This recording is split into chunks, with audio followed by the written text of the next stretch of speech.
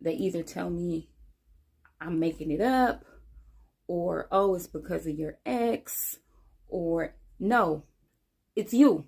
It's you.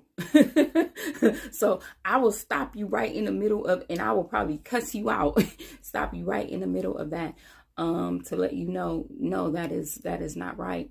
So I do notice that thing about me, and I do know that I want those two things from a partner.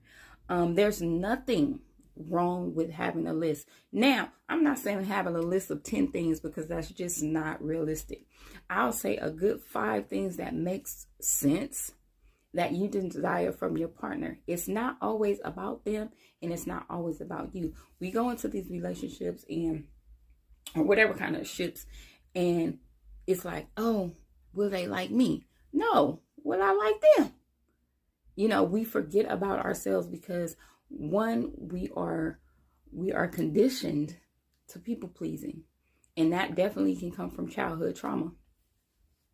A lot of these things that we deal with now in our adulthood are childhood trauma, and just because it's not in the forefront, it is still within us. And that trigger that you think your partner is triggering, it doesn't start there. It started from way back when.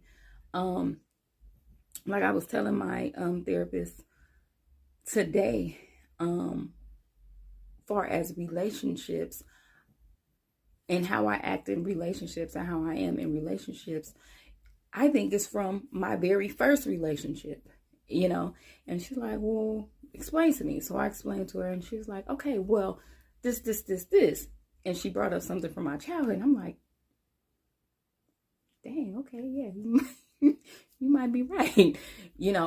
Not understanding that just because it's not in the forefront, that is still not in me. So we have to remember everything that we show now has definitely came from our childhood, and it's hard to it's hard to fathom that you're still, or that we're still dealing with something when we were young, when we were little, when we were small, and I was telling her a lot of things that I don't remember as a child or whatever. And then she started talking about the emotional unavailability part of it. And I was like, oh, dang, because she was kind of saying, like, being emotional unavailable is a